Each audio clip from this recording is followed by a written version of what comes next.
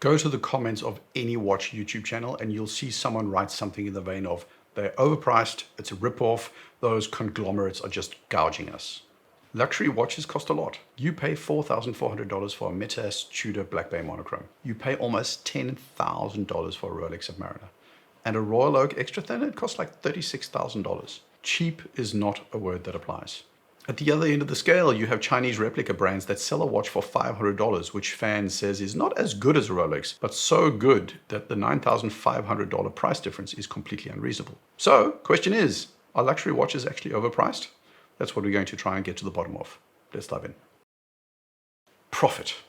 I'm not necessarily an ultra-libertarian capitalist, but I do believe that companies should be allowed to make a profit on what they produce. Generating some sort of dividend to the owners is reasonable enough. Also, profit usually gets, at least in part, reinvested in product innovations. So it's very much necessary if you want new, exciting products. From that perspective, Rolex, AP, Longines should be allowed to make a profit. But how big is their profit? Well, for Rolex, we've got no clue. Rolex is super secretive about their business and we have no idea what they make. But that's not the case with LVMH, Richemont, Swatch. Their books are largely open and we can see quite clearly what they make. So in 2023, which was still overall a very good year, LVMH had an operating margin of just under 20%. Swatch Group around 11%, Richemont about 20%. Quick note, there are some differences in the way these companies calculate the numbers and how they include other products like jewelry, but directionally we're talking in this range of 10 to 20%. So let's just shorthand the number to 20%. $1 in $5 is profit. That sounds like a lot, but let's put that into context. Apple is 32%. Microsoft is 38%. Novo Nordisk. Now, who are Novo Nordisk? They're a pharmaceutical firm that you might not have heard of, but you know their products, Ozempic and Wegovy. What's their percentage? 39, double that of any watch firm. Now, please don't make the comments into some ideological battleground about capitalism and corporations. So far, I'm just putting their profits into context to give some perspective. You can still feel 18% profit is too much for a luxury good, but there are far worse and far more profitable companies out there. You've likely considered something else by now. If their profit is at best 20%, then that Omega Seamaster 300M for $6,000 could sell for $4,800. They'd make no profit, but they wouldn't be losing money. I'm under no illusion that any companies want to have a business model where they are truly non-profit.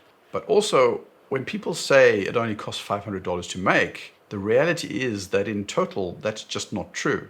Selling an Omega Seamaster 300M for $1,000 is losing Omega money. For $2,000 is losing Omega money. For $3,000 is losing Omega money. For $4,000 is losing Omega money. What's going on? Well, it's because of marketing and a couple of other things. How much does it actually take to build a watch? To get that Omega Seamaster or Speedmaster all the way to you, it costs Omega 80% of the sale price. The remaining 20% is the profit, but the watch itself costs a lot less than that.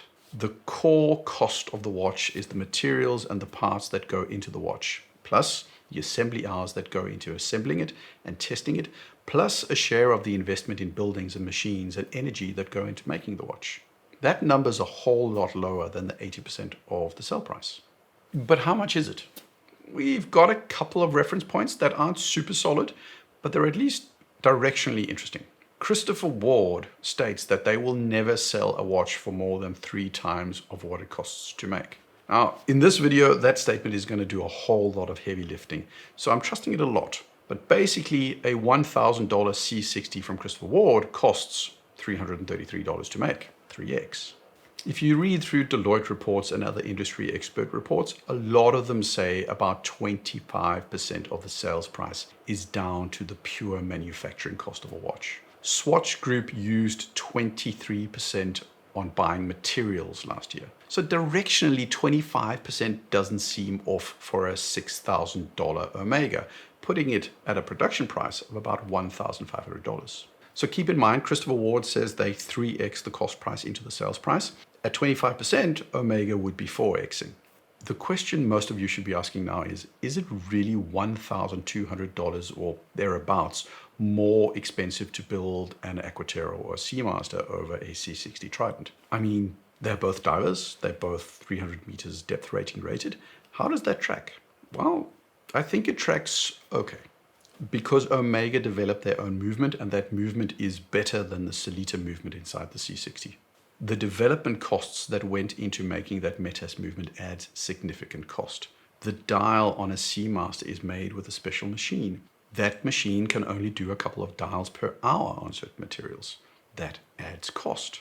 The precision Omega puts into the sharpness of the hands lead to higher error rates and slower production speeds. That adds cost. Omega might, on some models, throw a little bit of white gold or silver onto a dial. That adds cost. The intricacy of a curved lug Seamaster case likely makes for a slower machining process compared to the more simple Trident C60 case, which overall adds cost. Because Omega has all their movements meta certified, that means more time is spent on testing and verifying things. It's adding cost. The Omega box you get it in is also more expensive than the Christopher Ward box, also adding cost. And I'm not cynical at all. I don't think for a moment that Omega are super inefficient and just bad at controlling costs. I think all those individual things add up, and most importantly, it's intricacy that exponentially adds the cost. Anything that a machine needs to do that is complicated will lead to more errors, more waste, and overall slower production, driving up the overall cost. Polishing is going to be more expensive than satin or bead blasting because it takes longer and you more readily see the faults on a polished case. But polishing is nothing compared to a case that has multiple finishings with bevels and chamfers and the whole shebang. Every time a detail is added, the cost goes up. Also, when the detail is done by hand, the price goes up exponentially. A Grübel-Force handmade takes ages to make and locks down the watchmaker on one watch for a long period of time. If it takes them a year to make a watch and the median salary in Switzerland is about $100,000, then just to recoup the cost of that watch has to cost more than $100,000 just to pay back that one watchmaker's salary. Obviously, the Grübel-Force sells for even more than $100,000, which of course leads us to the 3x statement, again from Christopher Ward. Their CEO said at some point that some brands 10x or 20x the cost of their watch. And I think that's true, probably at least. I also think the more expensive the watch, the more they're multiplying. So Christopher Ward is actively saying they are 3xing their watches. I don't think it's directionally wrong to say Omega is probably 4xing. It could be higher, but I don't think they're 10xing. I don't know, but I think it's a fair and reasonable assumption. Now Rolex, again, nobody knows, neither do I, but comparing a Rolex to an Omega, I do think Rolexes are put together better than an Omega, but for a base steel model, I'm thinking probably they're not just 4xing, they might be 5xing or 6xing on the steel models. So that would put a Submariner costing somewhere between $1,800 and $2,500 to build. Maybe a little bit lower, maybe a little bit higher. Probably not a little bit higher, more likely lower. You can feel free to think that I'm being overly conservative, but we're just ballparking here. And the point is, I am, after all, assuming that Rolex is more than 3xing or more than 4xing compared to Christopher Ward or Omega when it comes to the final retail price. Directionally, at least, I hope you agree with that part. What's also important to me is that I don't think you can build a Rolex for $300. Those Chinese brands cannot make a one-to-one perfect watch at 20% of the cost. The economics just don't line up, even if you factor in lower production costs in China. More importantly though, why is Swatch Group only making 11%? Well, it comes down to two costs. Omega has boutiques, Omega has ADs, Omega has employees in all those boutiques and people they also have employed to sell to other ADs. That costs money and they have to recoup that money. If you are one of those people that is buying an Omega directly online from Omega, just know that they are making more money on that watch on you than if you bought it at an AD. The second big cost is marketing. Now, there's basically two kinds of marketing. There's performance marketing and there's brand marketing. Performance marketing is something you see a lot on places like YouTube and Instagram. It's where you get the link, the affiliate link, or you get the discount code. Performance marketing is great in a lot of ways because what they do is they pay Marques Brownlee an amount to talk about a Ridge wallet, and they can see exactly how many people went from MKBHD's website to Ridge's website. They can see exactly how many people bought a product and they can see how many people returned to buy more products. It's clear, it's measurable, It's not particularly typical for luxury products. It's something you see in subscription services and cheaper products, but it's super, super measurable. Now, on the other side, you've got brand marketing. And brand marketing is anything but measurable. And that's super important. There's this old saying in marketing, which is 50% of all brand marketing works, but nobody in the marketing department knows which 50% it is. Simply put, how do you know for a fact that putting a Richard Mille logo on the side of a Formula One car sells more Richard Milles? How do you know for a fact that the logo of Rolex at Wimbledon sells more Rolexes? How do you know for a fact that Tag Heuer sells more watches because Ryan Gosling wore one? The fact is, you don't. There's research that shows that people buy aspirational products because role models use them, but you cannot prove unequivocally that this specific ad will lead to the sales you ultimately want. There's an inherent level of hunch to brand marketing. You throw money at something and you hope it works. That leads to some level of waste. And then, when you're in a competitive space where a lot of companies are throwing money at the same things, it gets expensive really, really fast. So, are they overpriced? Let's run all those numbers again. So you've got the Omega that costs $6,000. The cost to make it is maybe 4x, so $1,500. When all the bills are paid, Omega maybe profited about $800 on the watch. In between, there's about $3,500 that go to the AD making a profit, the marketing, and the people in HR and finance, and all the other people that also need to get paid. So how do we get the price down? Omega could go online only and lower the costs. Obviously, them lowering the price is not happening, but in theory, they cut out the middleman. They save a ton on boutiques, and they pass that saving on to you. But for me, at least, it poses an interesting question. Does the boutique experience have a value to me? Yes. I like the fact that when buying a $6,000 product, I can try it before I buy it. I know you can buy a Tesla online and in Europe at least return it within the first 30 days. And you can do that with your Omega as well. But I do think there is some level of positive value to actually being able to window shop, to try out the watch and to talk to a sales rep and compare with other watches. There are other online brands that I will never buy because I've never seen them hands-on, and in photos they're just not compelling enough for me to even take the chance. The AD service and the boutique service might not have a value to you, but I suspect some people do see it as valuable. We could also drop all that pointless marketing. But then again, is it really pointless? You don't want the cost of Daniel Craig wearing an Omega passed on to you. But if you didn't wear it, would you care as much about the watch? If you didn't hear the story about the moon landing, would the moon watch still be as interesting? And Rolex is a status symbol. I don't agree with the belief that people only buy Rolex to show off. But I do believe that people buy a Rolex because the status it implies communicates something to themselves. I've got my Yachtmaster, which you saw on my wrist in my Q&A video. I love that watch. I always felt it looked good, but I also bought it to celebrate my first fully executive position in a large firm. To me, a Rolex was the only right way to celebrate my own personal achievement. Is it shallow? Some are going to think so, and I don't really care what those people think. That's the power of that logo, and that logo was created with marketing. Now, to some, the opposite is true. The absence of marketing in that affordable Chinese watch is signaling what you wanted to signal. But Zenith, Jaeger-LeCoultre, Rolex, they all signal something, and that has a value to a lot of people, and it's not inherently shallow. We are complex aesthetic beings, and objects take on emotional significance, and branding is a way to shape that significance in a way that will resonate for different types of people. The value of a watch to many people is more than the sum of its physical components. So before you start wishing for a world with no marketing, just be careful what you wish for. But Mike, they're making $800 on that Omega. They should only make $100. Okay, but don't you want them to invest in developing a better bracelet? Don't you want them to develop a thinner Metas movement so the Omega World Timer gets down to under 12 millimeters? All those things cost money too. And R&D costs, design, development, that's the first thing that disappears when profits disappear. Profit is reinvestment. No profit, no reinvestment, then it's just stale releases and a downhill spiral from here. So Mike, what you're saying is that the watches are reasonably priced, you're okay with paying for ADs and expensive marketing campaigns, and you don't think their profits are unreasonable. Based on what I've said so far, that would be a logical conclusion. But there's a plot twist. I don't.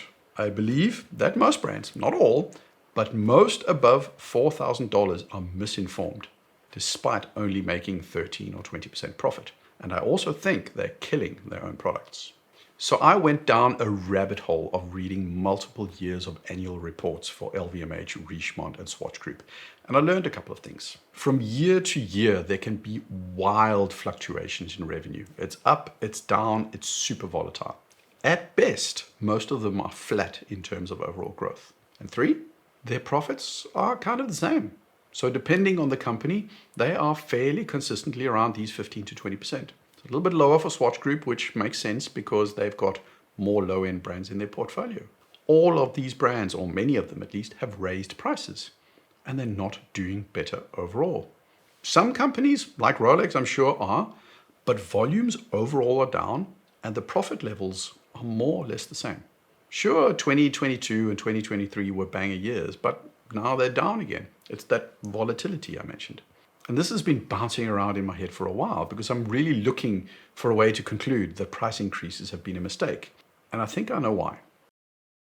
Problem number one, the idea that you raise prices to become more exclusive makes sense if you're the only one that does it. Problem is, when everybody else does it, you essentially just maintain status quo.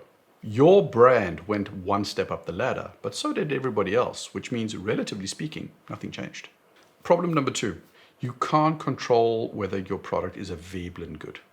Generally speaking, if people don't see your product as a Veblen good now, raising the price is not suddenly going to make people believe it's a Veblen good. We're smart enough to know that the higher price hasn't made the product more special. And then the big one, problem number three, the product didn't get better. Two examples. Tudor released the Black Bay monochrome diver, and it's now at the highest price point ever for Black Bay 41. But I haven't seen any complaints about the pricing, despite it going up. Why? Because they mixed in a new bracelet and a Metas movement. The price went up, but you got more for your money. And then there's JLC and the reverso.